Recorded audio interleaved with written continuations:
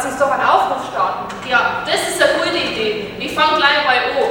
Wenn du das Video siehst und selber Lust hast oder jemanden kennst, der Lust hat zum Theaterspielen oder die vielleicht einfach nicht getraut hast, es aber gerne mal ausprobieren möchtest, oder mit mir eine geile Bühne bauen möchtest, dann melde dich zur Backstage-Führung an. Schau hinter die Kulissen und unser Theaterstück an. und anschließend, wenn du Fragen hast, beantworten wir die auch. Also, melde dich an!